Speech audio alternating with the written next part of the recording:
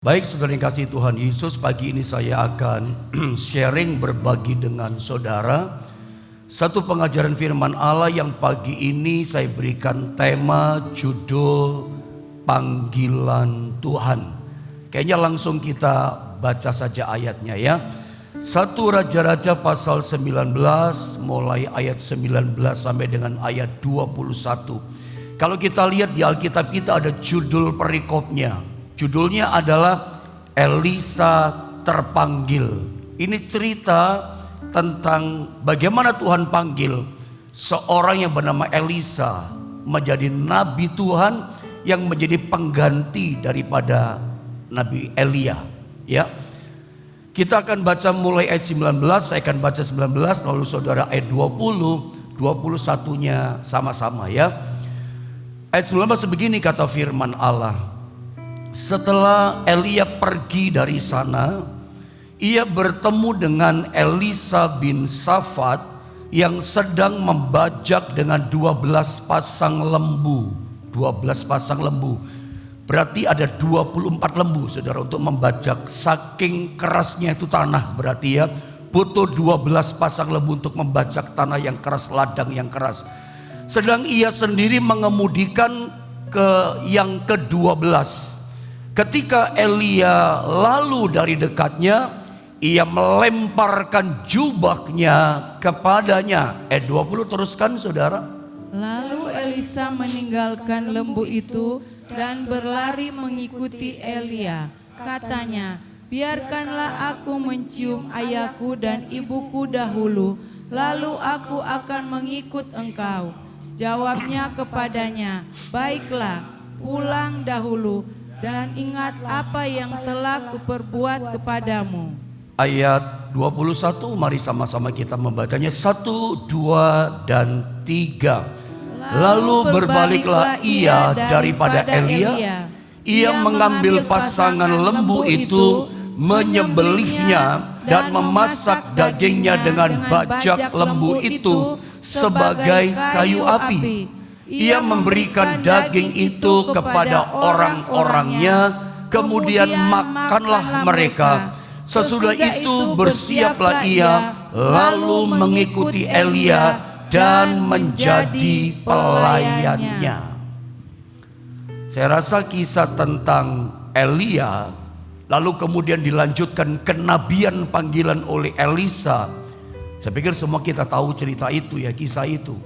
Tapi jujur saja begini, setelahnya saya membaca ayat-ayat yang barusan kita baca tadi dalam 1 Raja-Raja pasal 19 ayat 19 sampai dengan ayat 21. Ya, ketika saya baca kisah ini, Tuhan itu seperti ingatkan saya.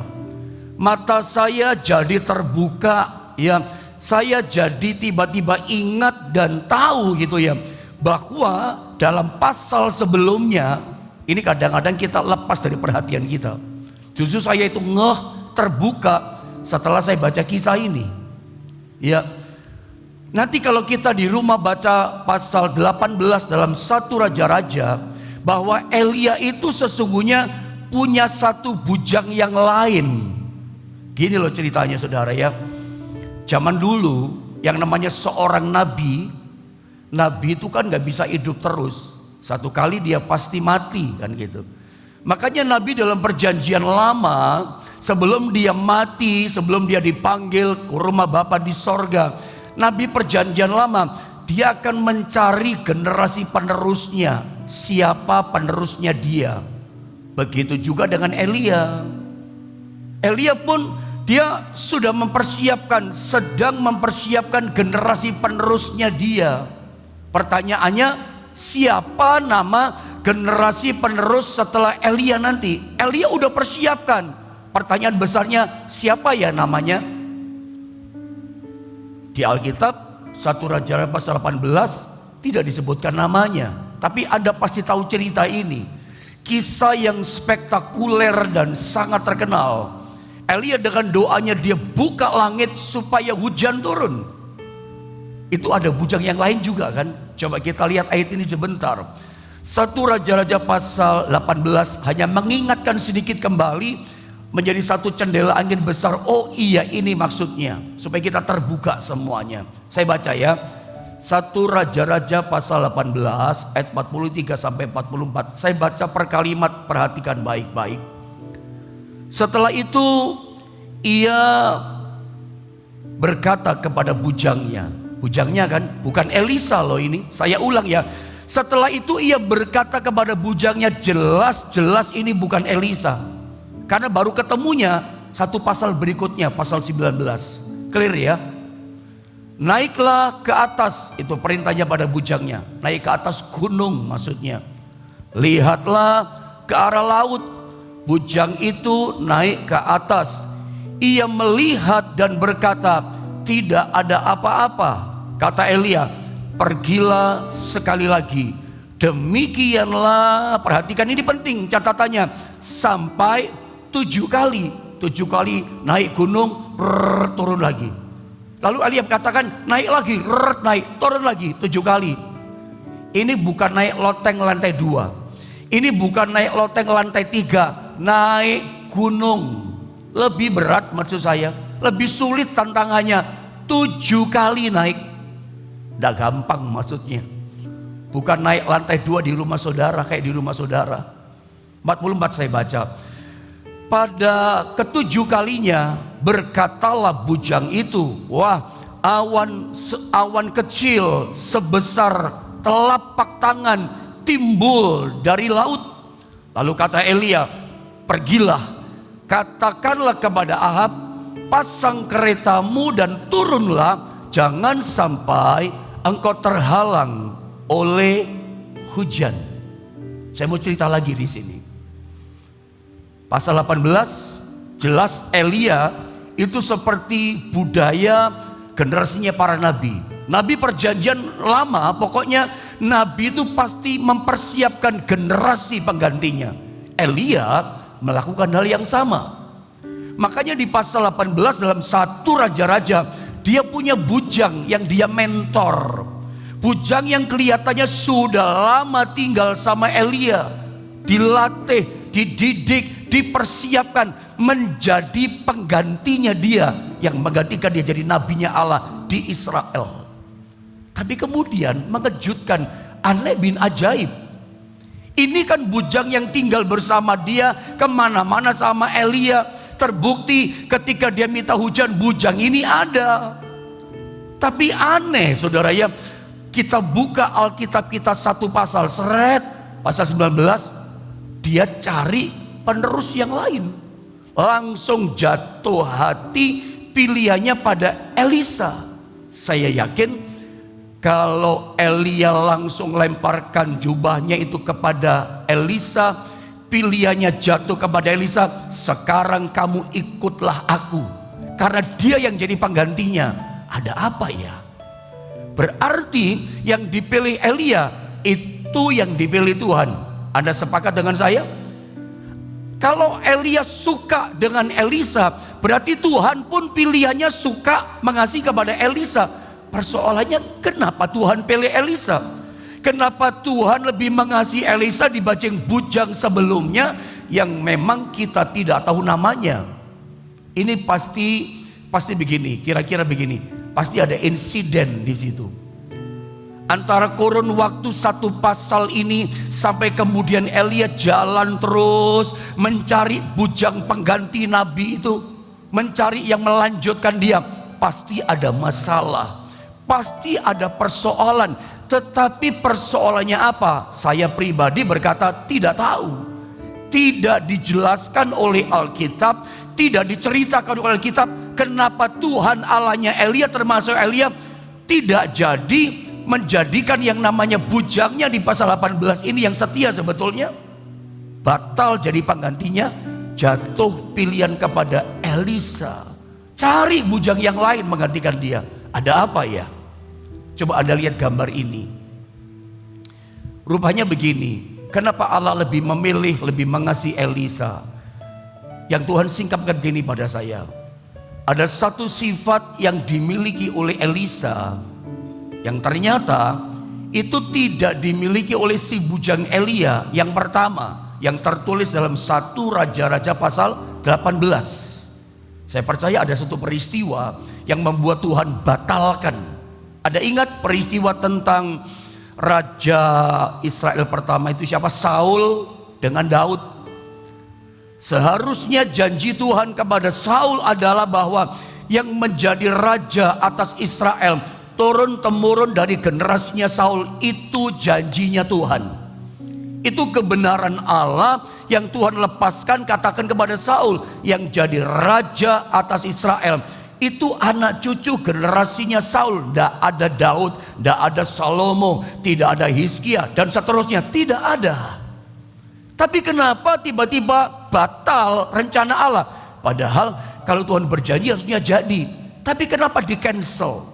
Tapi kenapa dibatalkan semua janji Tuhan? Sebetulnya bukan Tuhan yang salah. Yang salah adalah Saul. Saul punya attitude, sikap hati yang tidak betul. Saul ini punya sikap hati yang tidak taat, saudara ya. Ketika perang lawan Filistin, dia seorang raja. Dia bukan nabi, dia bukan imam. Tugasnya Saul memimpin rakyat. Tugasnya Saul adalah memberikan keadilan, kesejahteraan, mengayomi, melindungi rakyat, ngatur tata negara, ini dan itu, bla bla bla segala macam. Urusan ibadah, mempersembahkan korban, datang kepada Tuhan masa perjanjian lama, itu bukan tugas seorang raja. Apa yang terjadi? Orang ini gak taat hatinya. Hatinya gak benar sama Tuhan. Dia melampaui otoritas. Dia melawan otoritas. Otoritasnya Nabi Samuel. Samuel itu nabi dan imam. Dialah yang berhak di masa perjanjian lama, nabi besar ini, yang mempersembahkan korban pada Tuhan. Tugas itu dirampas juga sama yang namanya Saul. Kepepet ketakutan rakyat tentara tinggalkan dia, maka dia memberanikan diri lancang, sembrono, selonong boy, gitu kira-kira. Dia persembahkan korban kepada Tuhan. Yang marah bukan Samuel, yang marah Tuhan. Pemberontakan di mata Tuhan.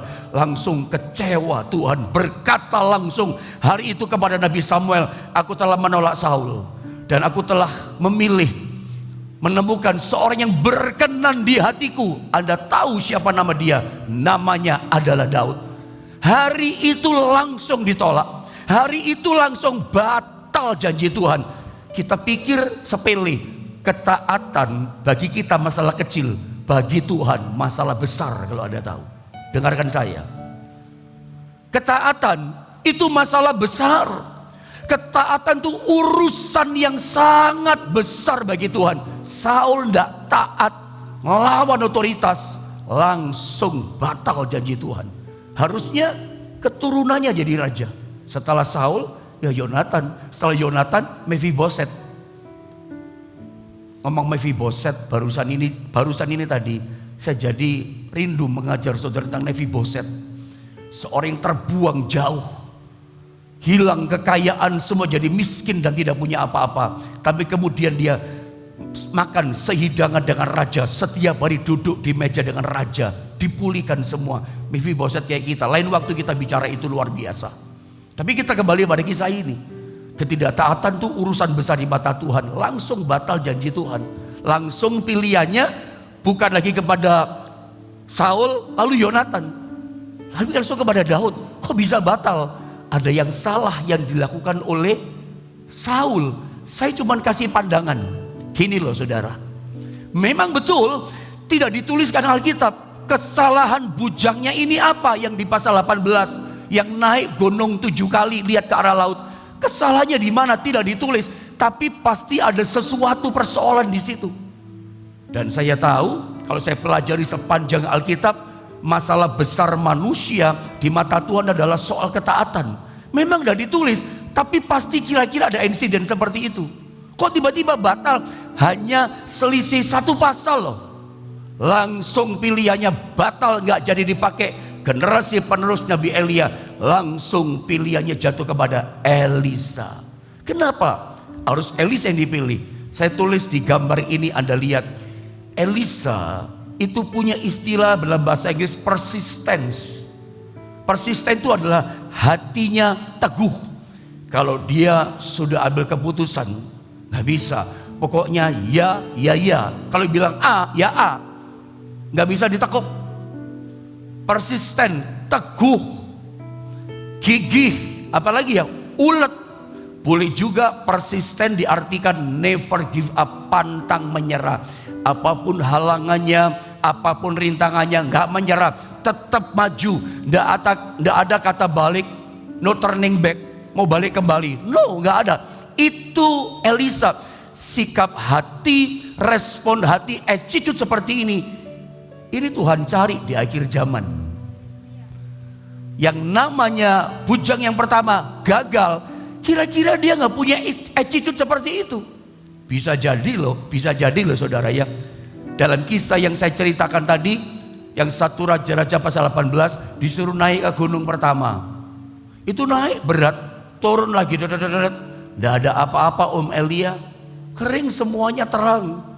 Elia doa lagi, setengah jam kemudian berkata, hei bujang, kamu naik lagi ke atas gunung, lihat apa ada awan, lihat apa ada tanda-tanda hujan mau turun. Naik, capek saudara, ngos-ngosan, lihat lagi tidak ada, turun lagi dia laporan 6 kali. Mungkin yang ke-7 kali Elia berkata, sekarang yang ke-7 kali ya, kamu naik lagi. Mungkin dia mulai naik, tapi mulai ngomel hatinya, enak aja Nabi nyuruh-nyuruh, dia gak capek, cuman doa, cuman duduk, saya yang capek. Bisa begitu loh, bisa begitu loh. Sebab ini bukan naik gedung lantai tingkat 2, naik gunung saudara ya. Turun gunung itu berat, naik juga berat, ngos-ngosan. Bisa jadi ketika dia turun, dia istirahat, dia mulai berpikir enak aja, mulai tidak taat dan segala macam, mulai ngomel-ngomel. Bisa jadi ketika dia melakukan tidak segenap hati, kira-kira seperti itu. Karena tidak mungkin yang sudah dipersiapkan, dimentor, dididik, tinggal sama Elia, bujangnya kemana-mana ikut, tiba-tiba batal loh janji Tuhan. Tiba-tiba beralih kepada bujang yang lain namanya Elisa. Pasti ada sesuatu. Dan kalau saya baca sepanjang Alkitab, yang sering kali jadi masalah besar di mata Tuhan dalam hidup manusia soal apa? Ketaatannya. Kadang kita mulai ngomel, kadang kita mulai berontak, kadang kita mulai gak suka. Saya boleh ingatkan sama saudara, hari-hari ini di akhir zaman di tahun 2023, percayalah dengan kata firman, yang sedang Tuhan cari adalah orang-orang yang punya hati seperti Elia. Hatinya teguh sama Tuhan. Hatinya teguh. Dari mana kita tahu hatinya Elia teguh? Begitu dia ambil keputusan, tidak ada kata no turning back, mau balik kembali jalan pulang, tidak ada. Tetap ikut melayani Tuhan bersama dengan Elia. Ini loh Elisa, sekali ambil keputusan siap dia melangkah, dan itu bayar harga. Coba lihat ayat ini, saya baca ya. Saya mau terangkan sedikit ayat ini sama saudara supaya nangkep. Kok sampai Elisa yang dipilih? Supaya nangkep saya baca, saya terangkan dari kalimat ayat yang ada. Perhatikan baik-baik, ayat 19.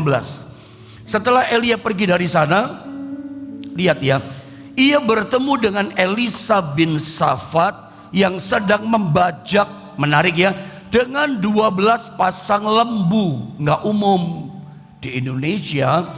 Kalau kita lihat orang membajak di sawah, paling-paling 1 pasang lembu, paling banter 2 pasang lembu, 4 lembu. Tapi itu pun jarang kita lihat. Karapan sapi di Madura, saya tahu rata-rata ya 1 pasang lembu. Kalau toh ada 2 pasang lembu, 4 lembu, lomba balapan sapi ada, tapi mungkin jarang. Kalau karnaval ada, tapi ini bukan karnaval kan. Ini membajak, saking kerasnya itu tanah, saking kerasnya itu ladang, butuh 12 pasang lembu. Berarti 24 sapi lembu itu saudara ya, 24. Dan itu punya Elisa, menunjukkan orang ini bukan orang gak punya. Elisa itu seorang yang berada, dari keluarga yang kaya. Membajak saja pakai 24 lembu. Saya lanjutkan ya. Sedang ia sendiri mengemudikan yang ke-12. Lihat ayat ini. Ketika Elia lalu dari dekatnya, lihat, ia melemparkan jubahnya Elia kepadanya. Jubah Elia itu penuh dengan urapan. Dilempar jubah kepada Elisa. Artinya apa? Langsung Elia tahu pilihannya jatuh kepada Elisa. Pasti dapat pesan dari Tuhan tuh. Kalau enggak mungkin. Langsung dilempar. Lalu berkata begini 20. Lalu Elisa meninggalkan lembu itu langsung ya, keputusannya dia langsung, dan berlari mengikut Elia, langsung ikut Elia. Katanya, biarkanlah aku mencium ayahku, cinta papa, dan ibunya dahulu, cinta mama, anak yang berbakti kepada orang tua. Ini salah satu contoh ya. Anda kalau mau alami terobosan hari-hari ini yang dicari Tuhan, salah satunya adalah orang yang cinta kepada orang tua, hormat kepada orang tua. Saya saksi hidup. Saya banyak melihat jemaat saya layani, dan memang orang-orang yang cinta kepada orang tuanya, cinta hormat pada papa mamanya, hidupnya akan selalu diberkati. Ada saja rezeki berkat buat dia yang tertutup, Tuhan pasti buka. Ternyata kita ketemu ya, sifat attitude, sikap hati Elisa, cinta papa mama, dicium dulu papanya, hormat dulu sama mamanya. Seorang anak yang taat sama orang tua. Kadang kita melihat orang cuma bisa ngajar ngomong, bisa cerita macam-macam firman Tuhan, tapi dia gagal jadi seorang anak yang gak bisa cinta sama orang tua. Dia mau ngajar apa coba? Taat, hormat, sayang sama papa mama saja gak bisa. Tiru loh Elisa, tiru Elisa. Dia bisa cinta, hormat sama papa mamanya. Kadang ada banyak orang tinggi pengajarannya, jujur saudara ya, tapi sama orang tuanya payah, gak ada hormatnya. Ini yang lain diajar dia masuk sorga, dia masuk neraka nanti saudara ya. Itu akan banyak terjadi seperti itu. Bayangkan, sama orang yang melahirkan, sama yang membesarkan gak cinta, bagaimana mau masuk sorga? Ya, bagaimana di dunia saja dia gak mengalami berkat kok, apalagi berkat dari sorga. Nggak akan, saya katakan nggak akan. Percayalah, percayalah, di dunia saja dia susah berkat, apalagi berkat dari sorga. Karena salah satu kuncinya itu adalah seperti Elisa, dia sayang sama papa mamanya. Aku datang dulu ya, begitu ada sesuatu yang diingat papa mama, dari situ kita ngerti, wow, anak papa mama ini orang cinta. Begitu ambil keputusan, yang diingat papa mama. Coba bagaimana dengan Anda anak-anak? Walaupun kita udah menikah, saya walaupun sudah umur segini, sudah jadi gembala, saya masih punya mama. Ada apa-apa kadang-kadang masih rundingan sama mami saya, iya kan? Walaupun kadang-kadang mami saya juga masih rundingan sama saya, namanya anak laki saya. Tapi mesti ada seperti itu. Terbukti Elisa punya itu. Keren ini orang, keren abis ini orang saudara ya. Belajar dari Elisa pagi ini kita. Lalu dikatakan apa? Lalu aku akan mengikuti engkau, jawabnya kepadanya. Baiklah, pulang dahulu, kata Elia. Gak apa-apa, karena memang itu perintah Tuhan, hormat kepada orang tua, sayang pada orang tua. Elia katakan, pulanglah kamu, ketemu sama papa mama, dan ingatlah apa yang telah kuperbuat kepadamu. Lempar jubah. Terus lalu berbaliklah ia daripada Elia. Ia mengambil, ini yang saya mau cerita, ia mengambil pasangan lembu itu, menyembelihnya. 24 pasang lembu disembelih dan memasak dagingnya dengan bajak lembu itu sebagai kayu api. Saudara, pada masa perjanjian lama, kambing domba, lembu, sapi itu simbol harta, itu simbol kekayaan, itu modal. Ini kalau sekarang gitu ya, itu kalau sekarang dia punya usaha, punya perusahaan. Jadi jelas ya, ini 24 lembu itu lembunya sendiri. Kalau sekarang lembu itu mungkin mobil. Kalau sekarang lembu itu semacam traktor, 24 dia punya. Berarti cukup kaya ya. Dia semacam punya kayak toko, dia semacam punya kayak perusahaan, semacam punya kayak pabrik gitu ya. Dan dia tutup lah itu. Lembu itu disembelih semua, 24. Saya nggak tahu harga lembu berapa satu ekor, nggak ngerti saya. Ditanya dikonversikan rupiah pun saya nggak tahu. Tapi Anda yang tahu ya, 24 lembu gini saja. Itu kalau dipotong dagingnya, lalu dibakar dengan kayu apinya itu dari bajaknya gitu loh. Berarti gini, kalau kayu api saja itu sampai dipakai apa namanya, bajaknya jadi kayu api, itu berarti tidak ada istilah gini, pokoknya aku tidak balik ke yang lama, no turning back, tidak kembali ke jalan yang lama. Sekali ikut Tuhan, sampai mata bajak kayunya dijadikan kayu api. Sekali Tuhan, ya tetap melayani Tuhan, tidak ada kata balik kembali kepada yang dulu. Itu keputusan Elisa. 24 lembu dipotong-potong. Ini kalau dijadikan daging rendang berapa banyak? Jadi rawon, berapa panci besarnya coba saudara. Luar biasa loh cerita ini. Lalu dikatakan ia memberikan daging itu di masa rendang kali saudara ya, kepada orang-orangnya. Ada bisa bayangkan 24 lembu dipotong diberikan kepada orang-orangnya. Punya bayangan berapa ratus orang? 24 lembu itu bukan berapa ratus orang ya. Berapa? 500 orang lebih kali saudara. Satu kampung kali itu. Ini kalau rawon itu berapa panci dibagikan? Coba Anda bayangkan, pikirkan. Artinya orang ini punya perusahaan besar loh. Pegawainya begitu banyak, dipotong lembu yang begitu banyak dibagikan sama mereka. Ini dagingnya makan. Dan saya percaya itu orang-orangnya begitu dia makan tinggalkan semua ikut Elia. Pasti orang berkata gini, kenapa sih kok ikut sama Elia? Elia saja dipelihara sama janda yang di Sarfat yang miskin itu. Dia gak punya apa-apa, gak punya modal, gak punya uang. Kok ikut sama Elia? Nanti makan apa? Berpikir 1000 kali dong. Tapi ini yang saya katakan, ini orang berada, ini orang punya, tetapi dia punya sikap hati yang teguh, ambil keputusan, no turning back, tidak kembali kepada dunia lama. Makanya sampai mata bajaknya kayunya dipotong jadi kayu api, supaya apa? Tidak kembali, tidak batal keinginannya, ikut melayani Tuhan. Dan akhirnya itu yang terjadi. Saya jadi ingat sebuah kisah. Anda pasti pernah dengar seorang jenderal perang yang tak terkalahkan. Orangnya kecil tapi jago perang. Dalam setiap peperangan hampir tidak pernah kalah. Napoleon Bonaparte. Jenderal Napoleon Bonaparte. Dalam peperangan gak pernah kalah. Apakah dia punya strategi perang yang luar biasa? Enggak. Dia menang itu justru bukan karena strategi perang yang jitu, yang hebat, rapi, enggak. Tapi dia punya jurus perang. Jurus perangnya apa? Bakar kapal. Itu jurus perangnya. Bukan sebuah strategi yang buat dia menang, tapi dia punya jurus perang yang namanya bakar kapal. Jadi kalau nyerang satu negara, begitu kapal mendarat di pantai, dia perintahkan prajuritnya bakar kapal. Artinya apa? Tidak ada pilihan, menang atau mati. Maju, tidak ada mundur, mundur mati. No turning back, tidak ada kata kembali ke jalan yang lama. Itu Napoleon Bonaparte. Makanya gak heran dalam setiap peperangan prajuritnya terbakar, kita mesti menang. Ini kan salah satu motonya kan Vini Vidi Vici begitu ya. Aku datang, aku melihat, aku menang. Ternyata jurusnya bakar kapal, gak kembali ke dunia yang lama, gak balik ke kapal lagi, harus maju dan menang. Rupanya saya cuma kasih gambaran seperti itu yang terjadi pada Nabi Elisa. Sikap hatinya itu loh, teguh, dia gak balik.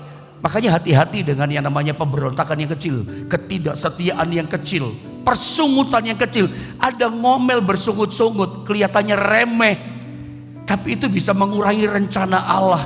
Tuhan bisa batalkan berkatnya, Tuhan bisa batalkan mujizat yang sementara dikirim mau datang, batalkan. Kenapa? Ketidaktaatan kita, persungutan, omelan, itu tanda ciri kita gak taat. Bisa jadi bujang yang pertama, tanpa dia sadar, dia mulai ngomel kepada Elia yang adalah seorang nabi walaupun dia manusia. Tapi ternyata di mata Tuhan itu pemberontakan. Kita memang tidak tahu pasti, tapi kira-kira seperti itulah gambarannya sama saudara. Kok sampai beralih kepada Elisa? Ini sama saya kasih gambaran cerita di perjanjian lama. Coba Anda lihat kisah tentang Ishak. Orang lain sukar, kenapa Ishak diberkati? Dia punya hati tekad yang kuat mentaati perintah Tuhan, walaupun berperang di pikirannya. Saya bacakan ya. Maka menaburlah Ishak di tanah itu, dan dalam tahun itu juga ia mendapat hasil 100 kali lipat. Kejadian 26, 12, 13. Menabur, saya ulang deh. Maka menaburlah Ishak di tanah itu. Bilang sama-sama saya menabur. Menabur di tahun kering. Dan dalam tahun itu juga, setahun itu dikatakan ia juga, ini menarik loh, mendapat hasil 100 kali lipat. Sebab ia, ini kuncinya, diberkati Tuhan. Tapi kenapa dia diberkati Tuhan? Dia menabur di masa tahun kering, diberkati 100 kali lipat. Coba Anda lihat sekitar saudara yang namanya pabrik, perusahaan, atau apalah namanya. Ada nggak Anda pernah tahu ada seseorang itu keuntungannya 100 kali lipat? 100 kali lipat. 100 kali lipat itu berapa persen? Kalau saya salah tolong dikoreksi ya, karena matematika saya memang agak kurang kali ya. Ini 100 kali lipat itu 1000% atau 10.000% menurut saudara? Kalau saya ngitungnya 1000%, tapi saya pernah ngomong sama teman yang lain katanya 10.000%. Menurut Anda yang benar mana ya? Karena urusan persen-persenan kurang ngerti saya ini. Tapi kayaknya minimal 1000%, tapi bisa jadi 10.000% teman saya betul. 100 kali lipat, makanya coba lihat sekitar kita. Ada gak orang dagang, ada gak perusahaan dalam setahun, gak sampai setahun, untungnya itu 1000% atau 10.000%, ada gak? Kayaknya jawaban kita 90% berkata, enggak ada Pak. Di mana ada usaha bisnis perusahaan untungnya 1000%, apalagi 10.000%. Tapi Ishak ngalami. Kok bisa ngalami? Sebab kata Alkitab, ia diberkati Tuhan. Kenapa diberkati Tuhan? Ia menabur. Kenapa menabur di tahun kering? Tanahnya rusak, tanahnya mati. Semua nabur mati, semua nabur gak tumbuh. Jadi bayangan saya waktu itu, kok bisa dia menuai sampai 1000%, dia 100 kali lipat dalam tahun itu juga. Bayangan saya gini, ketika dia menabur, gandum pasti yang ditabur. Karena gandum 2 bulan, 3 bulan akan menuai kan. Ketika ditabur gak tumbuh, 1 bulan gak tumbuh, mendekati 2 bulan gak tumbuh, dia nabur lagi. Dia lihat di tempat itu gak tumbuh lagi, dia nabur lagi. Kok tumbuhnya kurang bagus ya, dia nabur lagi. Ya jadi sebutlah Maret, April, Mei, Juni, Juli, nggak ada hasil ya. Tapi begitu mendekati September, Oktober, sebutlah November, Oktober, November, Desember, dia lihat, kaget dia. Wih, begitu dia lihat di tempat ini, lihat di tempat itu, lihat di sebelah sana, ternyata semuanya tumbuh dan semuanya sedang berbuah. Sehingga dalam tahun itu juga dia menuai panennya 100 kali lipat. Orang gagal, dia menuai, diberkati. Tadinya dia mau ke Mesir, kata Alkitab, mau ke Mesir dia. Karena dia pikir gak ada harapan, gak bisa kerja di sini. Tapi Tuhan katakan, Ishak tetap tinggal di Filistin, di Gerar. Tapi bagaimana Tuhan? Aku memberkati kamu. Dia taat. Gak ada dia mau geser sedikit. Aku enggak. Dia taat. Itu Tuhan lihat. Tuhan yang lihat hati. Tekad hatinya bersih, hatinya taat sama Tuhan, gak ada ngomel, kok gini sih Tuhan, lagi gini, gak ada tuh. Ketaatan hatinya itulah yang membuat Tuhan memilih dia, diberkati sampai 1000% lebih lah, katakanlah begitu. Sehingga ayat 6 dikatakan apa? Kita kunci dengan ayat ini, sehingga ini yang terjadi karena ketaatannya seperti ketaatan yang dimiliki sama Elisa. Dan orang itu, coba kita sama-sama baca ayat ini, lihat semua di screen ditampilkan. Kata orang itu ganti nama saudara sebagai iman di tahun ini. Kata dan orang itu, misalnya orang ya saya ganti, kata orang itu Yohanes, dan Yohanes itu menjadi kaya. Wah ini luar biasa saudara ya. Bahkan kian lama kian kaya, sehingga ia ganti nama saudara menjadi sangat kaya. Ada yang ngerti maksud saya? Coba kita kunci akhir dengan ayat ini. Anda bisa taat nggak pada perintah Tuhan? Firman Allah itu perintahkan buat kita. Ini iman, Ishak alami, kita bisa alami. Kenapa tidak? Tuhan yang sama. Ayo kita sama-sama akhiri dengan membaca ayat ini. Kata orang ganti nama saudara, kata ia ganti juga nama saudara. Dengan iman. 1, 2, dan 3. Dan Yohanes itu menjadi kaya. Bahkan kian lama kian kaya. Sehingga Yohanes menjadi sangat kaya. Yang percaya katakan amin. Mereka tepuk tangan buat Tuhan Yesus. Ishak ngalami berkat luar biasa. Pilihannya Tuhan itu gak salah. Karena lihat orang ini taat sama Tuhan, nurut sama Tuhan. Lihat Elisa, kok bisa dia dipilih? Dia punya hati yang teguh, yang punya taat. Ya, sehingga dia tinggalkan semua, ikut yang namanya Elia. Dan ternyata kita tahu, Elisa itu dipakai Tuhan 2 kali lipat lebih hebat daripada Elia. Tidak salah pilihan Tuhan. Kenapa gak salah? Elisa punya hati yang teguh, hati yang taat, percayanya begitu hebat sama Tuhan. Saya yakin 2023 itu menjadi tahun yang lebih hebat berkatnya, tahun yang lebih luar biasa. Kalau kita hamba Tuhan, Tuhan pakai kita lebih hebat di tahun ini. Kalau ada pengusaha, ada bisnismen, berkat saudara imani di tahun ini lebih dahsyat. Berkatnya bahkan sampai double porsi Anda alami. Maka tidak mustahil ada bisa ngalami seperti Ishak. Tahun ini tahun lebih hebat. Imani itu. Asal jaga hati. Jangan seperti Saul langsung batal. Jangan seperti bujang yang 1 Raja 18 batal juga. Pasti ada sesuatu. Pilihannya kok batal. Saya percaya tahun ini tahun yang luar biasa buat kita karena hati yang memuliakan Tuhan. Tidak ada yang memisahkan kita dari kasih Kristus. Hati kita, mata kita tetap memandang kepada Dia. Mari kita akan sama-sama berdoa.